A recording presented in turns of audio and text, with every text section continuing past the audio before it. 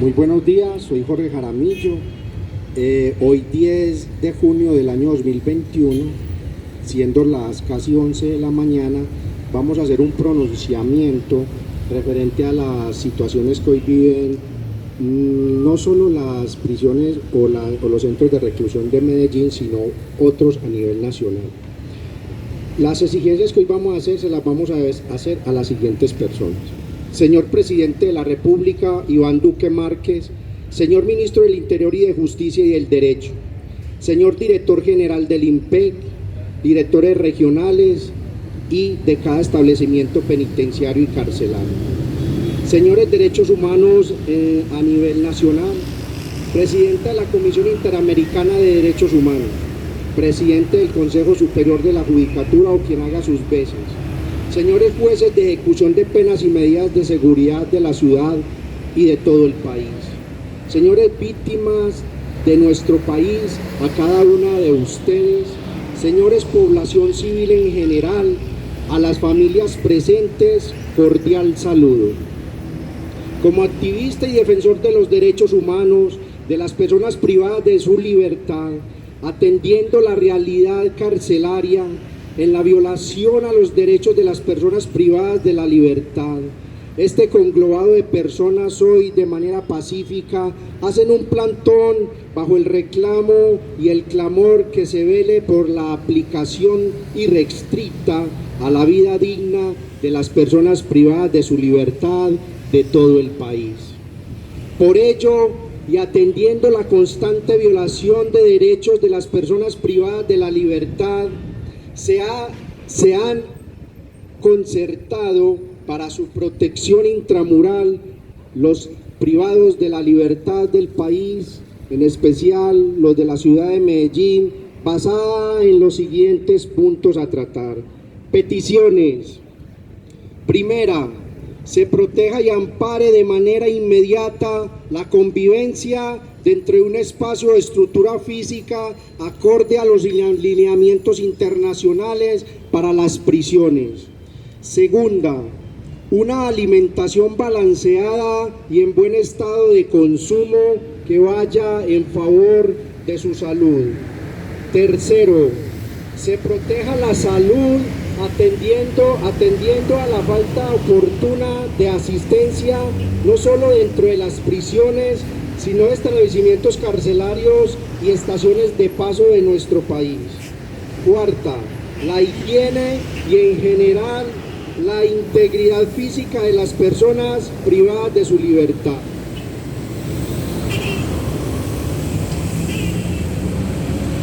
Quinto, el ingreso de sus visitas íntimas como estímulo para su proceso de resocialización. Además, lo atinente a subrogados penales como son la libertad condicional con base al artículo 64 del Código Penal, que advierte las 3/5 partes de la pena efectiva, y la Ley de Descongestión 1709 de 2014 en su artículo 30. Séptimo, asimismo, el beneficio de prisión domiciliaria, artículo 38G Código Penal, Ley de Descongestión 1709 del 2014 en su artículo 28, ya que actualmente son desatendidas por los señores jueces de ejecución de penas y medidas de seguridad, especialmente los juzgados 1 y 2 y 7º de la ciudad de Medellín, desconociendo las más recientes decisiones de la Alta Corte de la Sala Penal, como son la sentencia STP 4236 del 2020 del doctor magistrado ponente Eugenio Fernández Carlier. Asimismo, la sentencia 15806 de 2019, magistrada ponente doctora Patricia Salazar Cuellar,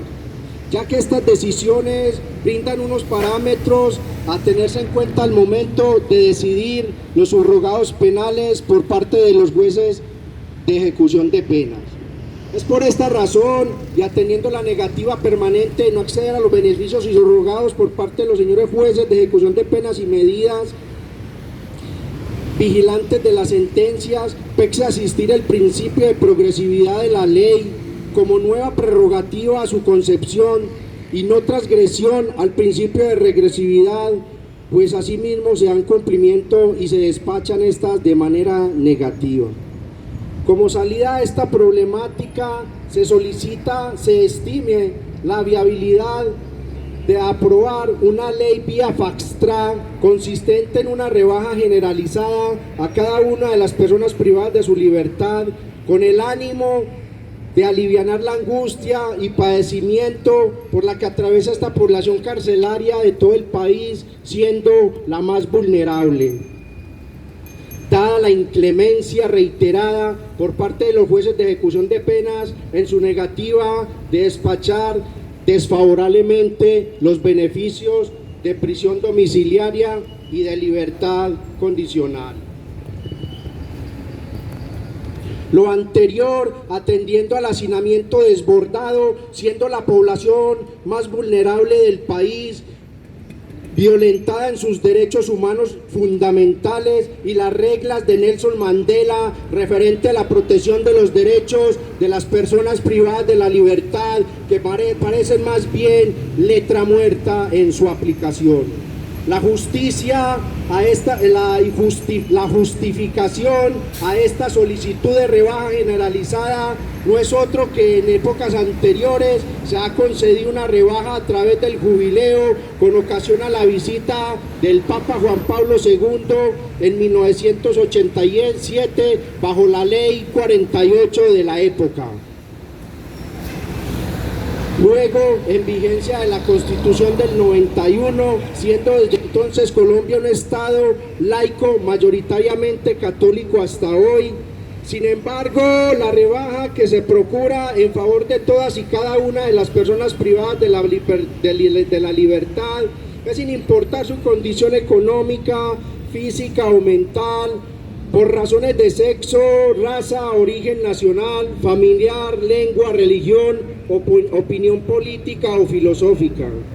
Teniéndose el artículo 30 constitucional como la igualdad universal de los derechos para ser efectivos frente a la debilidad manifiesta que presentan estas personas privadas de su libertad, que hoy se enfrentan ante los jueces absolutistas por la negación de sus derechos, entre ellos el subrogado de ejecución condicional de la libertad y de la prisión domiciliaria.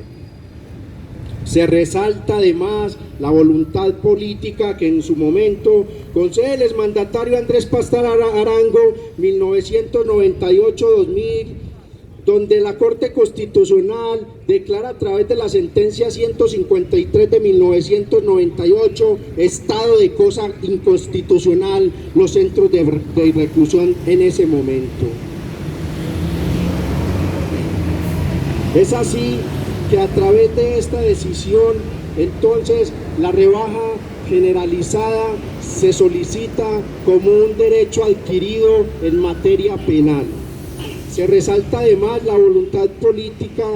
que antecedió a otros próceres de la patria, donde sin lugar a dudas, alivianando el dolor no solo de las personas privadas de la libertad, sino de sus familias, han concedido prerrogativas para excarcelar a las personas privadas de su libertad. Otra es la sentencia T025 de 2004, que trata sobre el hacinamiento, el cual en nada ha cambiado al día de hoy, pues su realidad depone una afrenta a la violación de los derechos de las personas privadas de su libertad por parte de los señores jueces de ejecución de penas y medidas que inaplican las decisiones de las altas cortes o tergiversan su espíritu con decisiones subjetivísimas en contravía del principio de la legalidad y del debido proceso, atendiendo esta una literalidad o un derecho positivo. Como mensaje de urgencia, se requiere adelantar la aprobación de una ley que verdaderamente descongestione los centros carcelarios, penitenciarios y de paso, de modo que se mengue la violación directa a sus derechos, para que cese la violación del artículo 28 constitucional que trata sobre la libertad, esto es vía fax-track. pues frente al incumplimiento e inaplicación y violación directa de la ley por parte de los señores jueces de ejecución de penas y medidas, no queda otro camino que buscar una alternativa a esta problemática subjetivísima por parte de los señores jueces en sus decisiones negativas, empecinados en mantener a las personas privadas de su libertad, aun cuando cumplen el lleno de los requisitos legales en la ley para liberarlos. El respeto del artículo 29 constitucional, como es el debido proceso y principio de legalidad, no se cercena con la reclusión de la persona privada de su libertad. Todo lo contrario, su contrato social se activa de manera inmaculada. No obsta además decir que estamos en un sistema de penal con tendencia acusatorio, donde la humanización de la pena es pilar de la negociación. No más código penal de autor. Basta ya de los calificantes. Ustedes no están preparados para vivir en sociedad. Esto es lo que dicen los jueces de ejecución de penas, quienes obligan sin manera alguna, porque en la ley no aparece, llevando a las personas privadas de la libertad a cumplir la totalidad de la pena, el 70, el 80 y el 90%, vía de hecho judicial. Bajo el sofisma de continuar valorando una gravedad de conducta como único propósito de negar el magno precepto constitucional de la libertad cimentado en el artículo 29. La libertad, menoscabando la interpretación de la Honorable Corte Constitucional en sentencia C-757 del 2014, la cual reza, y esto es bien importante, señores jueces de ejecución de pena: los jueces de ejecución de penas y medidas de seguridad deben aplicar la constitucionalidad condicionada de la expresión valoración de la conducta. Eso no quiere decir, señor juez, que usted tiene que tomar como una manera absoluta el término de valoración de la gravedad de la conducta, pues ya la Corte Constitucional ha dicho que usted no se puede quedar ahí. Lo que pasa es que el derecho es de libre interpretación y siempre despachan de manera negativa los subrogados penales.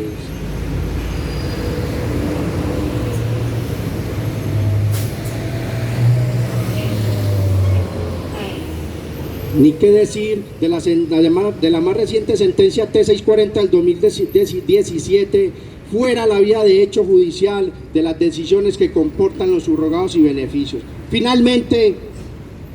señores jueces de ejecución de penas y medidas, para atender esta súplica de las múltiples familias, de las personas privadas de su libertad, asfixiadas por la falta de conciencia en sus decisiones de despachar favorablemente su libertad. Y frente a esta enfrenta se requiere y se convoca a la siguiente mesa nacional. Se convoca a una mesa concertada a nivel nacional para que ponga fin a esta problemática carcelaria a través de las instituciones de derechos humanos, de derecho internacional humanitario, Defensoría del Pueblo, incluyendo las que hacen parte las personas privadas de su libertad allí adentro, la presidenta del Consejo Superior de la Judicatura, a los jueces de ejecución de penas y medidas de seguridad, ministro del Interior y de Justicia y del Derecho, con acompañamiento de los directores generales de los diferentes establecimientos penitenciarios y carcelarios, al Congreso de la República, a fin de tramitar y dar aprobación a la ley de la rebaja generalizada para descongestionar por vía fax-tras las prisiones del país, y no solo alivianar el padecimiento y el sufrimiento de estas personas, sino también de la familia y de la sociedad. Como abogado no me puedo abrogar el derecho de asistir de manera personal o en interpuesta persona sus derechos constitucionales y legales. Muchas gracias. Quien les habla, Jorge Jaramillo.